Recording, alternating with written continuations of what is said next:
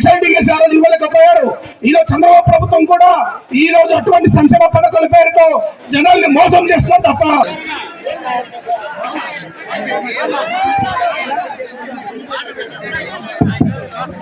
మిత్రులారా, కాబట్టి మనం రాజకీయ ఈ ఉద్యమంలో స్థానికంగా ఉన్న వైసీపీ వాళ్ళు, టీడీపీ వాళ్ళు, జనసేన అలాగే కొంతమంది బీజేపీ మిత్రులు కూడా కలిసి వస్తున్నారు.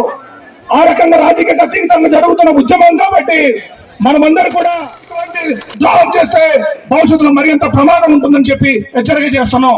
ఆదివాసుల్ని బాక్సైడ్ పేరుతో దోపించిన చంద్రబాబు చేసిన ప్రయత్నం 20 సంవత్సరాల కక్ష కడితే వైసీపీ పార్టీ మన ప్రాంతం కోసం, మన రాజ్యాంగం హక్కుల కోసం ఈరోజు పటిష్టంగా అమలు చేయకుండా అమ్ముడుపోతున్నటువంటి నాయకుల కోసం మాట్లాడాల్సినటువంటి సందర్భం వచ్చింది. కాబట్టి ఇది గ్రామ స్థాయి మండలంలో ఆ చివర చూస్తే ఉజ్జయిని కేంద్రంగా అటు మన్యం జిల్లా 5 పంచాయతీలు, గుమ్మకోట, లోతర్ పంచాయతీ, ఆ చుట్టుపక్కల గ్రామాలన్నీ, అలాగే వస్తే తోకూరు పంచాయతీ, చిట్టంపాడు, దానికి ఒక 4-5 పంచాయతీలు ఆనుకొని ఇక్కడికి వస్తే ఉక్కుంపేట మండలం మధ్యవలస కేంద్రంగా దానికి మొత్తం ఆ కివర్ల, పెదకోట, పినకోట, కివర్ల పంచాయతీలు అవి మొత్తం ముంపు గురి అవుతున్నాయి. అలాగే వెళ్తే ఎర్రవరం, చింతపల్లి, కొయ్యూరు కేంద్రంగా అక్కడ. అంటే ఈ ప్రాజెక్ట్ లో ఎక్కడంటే గిరిజనులు ఉన్న చోటే గిరిజన ప్రాంతం పైన దృష్టి పెట్టి రాజ్యాంగం పైన దాడి చేస్తున్నారు ఈ ప్రభుత్వం.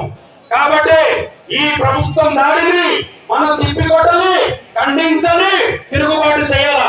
కాబట్టి గొడవలు కొట్టి ఈ కంపెనీ వస్తే నరుకుతాం, సంపుతాం, తరిమి కొడతామని ఆ రోజు హెచ్చరించారు జగన్మోహన్ రెడ్డి గారు ఉన్నప్పుడు. మరి ఈ రోజు ఎక్కడికి పారిపోయారు ఇటువంటి పిరికి పంత నాయకులు? మనం చూస్తున్నాం, మన గిరిజన మహిళ సంఘ నాయకుడు దేవుడమ్మ గారు ఊర్లో వేరుంటే అక్కడ ఎంత ఇక్కడ విడిచిపెట్టలేదు.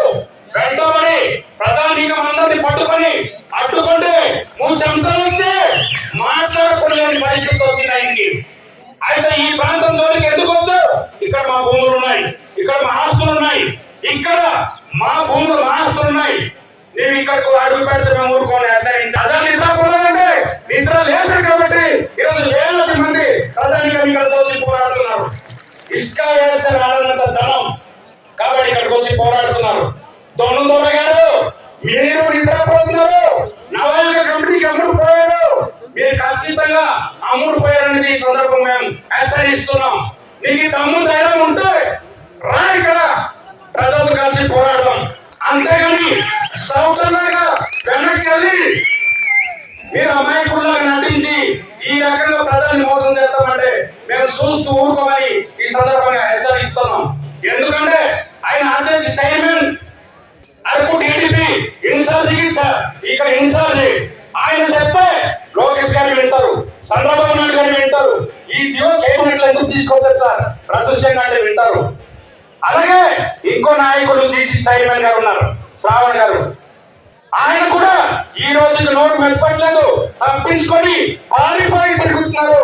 కాబట్టి శ్రావణ్ గారు కూడా ప్రజా క్షేత్రంలో వచ్చి సమాధానం చెప్పాలా, క్షమాపణ చెప్పి ప్రజలతో కలిసి పోరాటానికి సిద్ధం కావాలా. లేకపోతే ఈ కంపెనీకి, నవయుగ కంపెనీకి, అలాంటి కంపెనీకి అమ్ముడుపోయినట్టు లెక్కలో వేస్తున్నాం.